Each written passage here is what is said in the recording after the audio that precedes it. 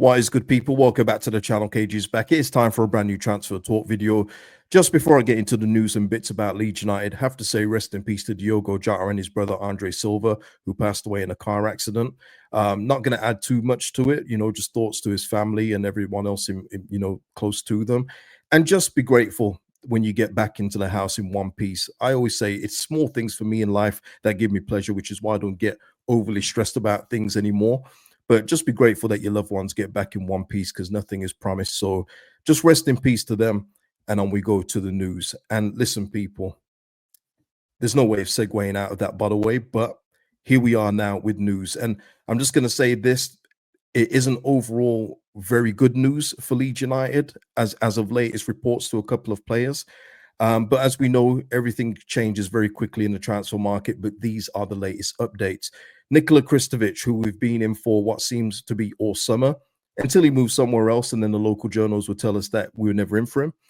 It is said that he is preferring to stay in Italy at this point in time, and he is awaiting an offer from an Italian club, or I think there's an offer from Portugal as well that he could be waiting on as well. But it is said that Roma could be his preference, and going with Gasperini there, which wouldn't surprise me. But my question is now, I get it with Leeds United with waiting on him, because he does feel for me like he could be a real difference maker at this football club. He just has that build and style of play about him, which I think will be beneficial for us, especially how he plays off the shoulder.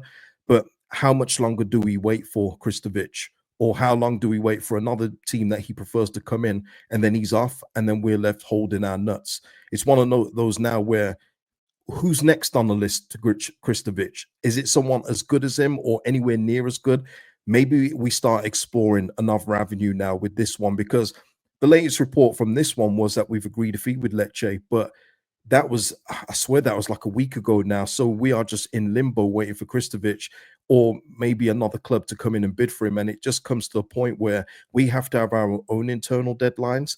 And if he's not willing to come, if we've sold him the pitch and he's not convinced by it, at some point you will have to move on. So that's the latest update with Krstovic. Is it worth hanging on, or shall we go elsewhere?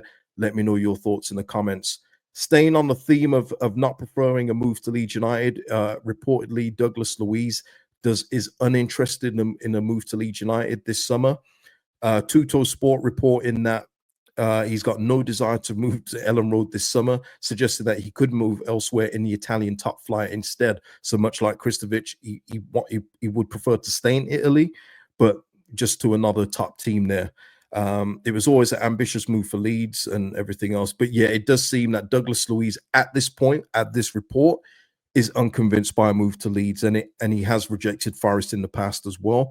So, this was always going to be a long shot for me. I've said on many videos, if you can get Douglas Luiz, you go and get him, because he is a cut above of what we've got in our team right now.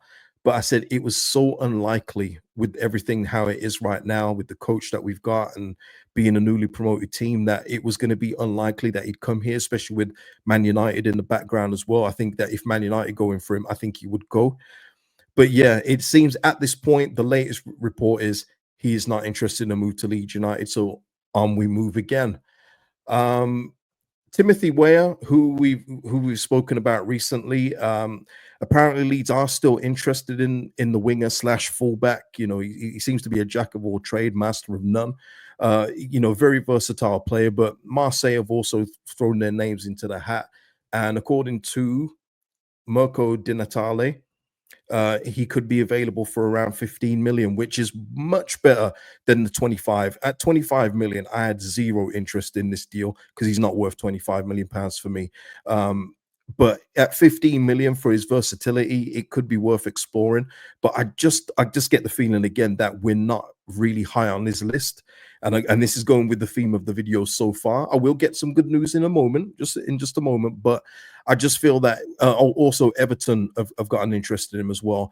I just don't feel like Leeds could be a fit for him at this point.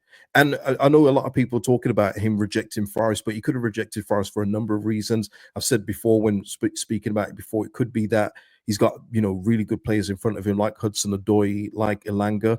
Maybe he wants, to be given an actual spot in the team as a winger. Maybe he doesn't want to play fullback anymore. Maybe he doesn't want to be versatile. That could be a reason too. So there's a whole number of reasons why he rejected a move to Forest. But yeah, this is the latest update. He's worth, apparently they're looking for 15 million. Who I'd much prefer to be in for, though, if you're giving me the option, is Guessand.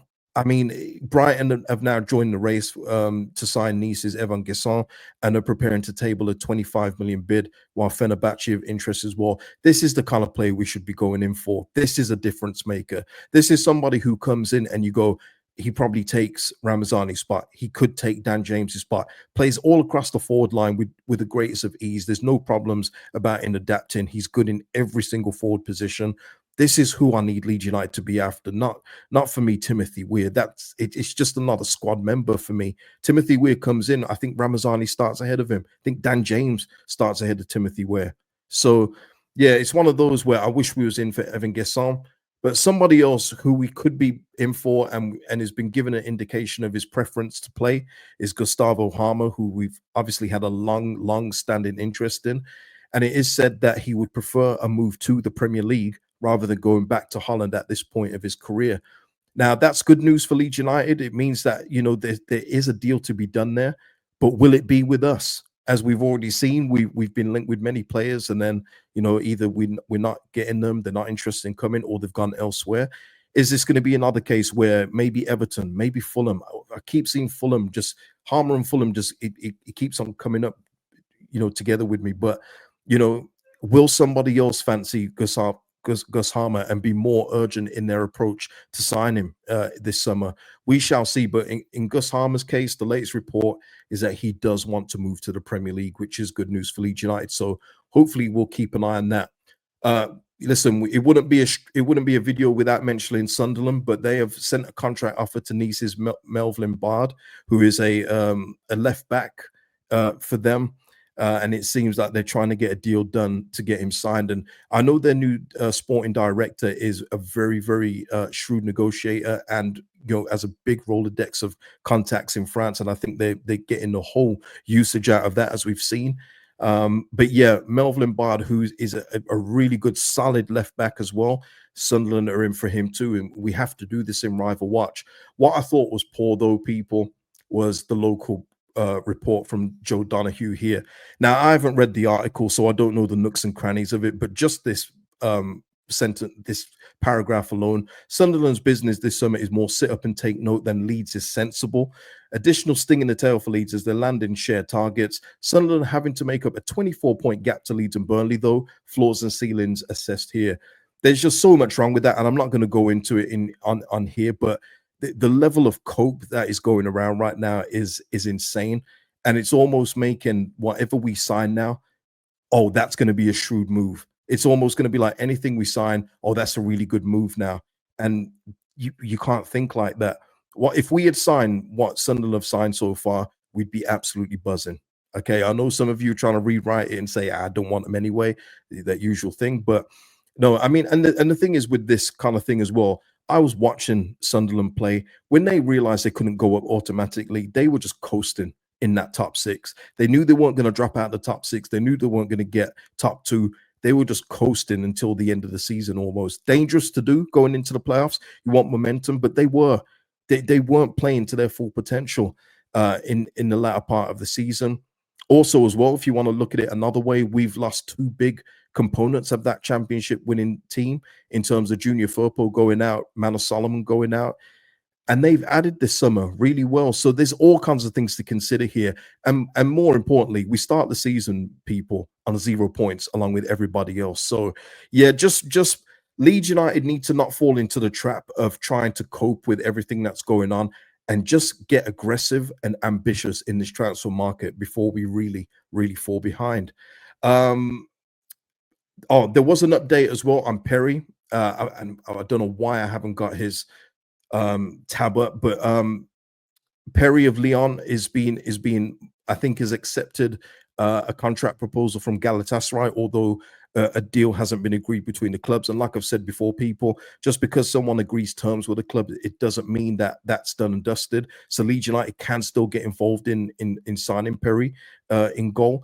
but he has accepted a contract proposal from Galatasaray as of latest reports. Also, this was my own target list. Yehvann Diouf, he is joining Nice from relegated Reims in a €7 million move, which is just an absolute snip for a goalkeeper of his quality. So Leeds United, let's get on with it, please. So people, like the video before you go. Oh yeah, real smooth. Like the video before you go. I'll see you in the next one, people. Hopefully there's some really good news, but I can only report what is out there at this point in time. Drop your thoughts in the comments below. See you in the next one. Peace out.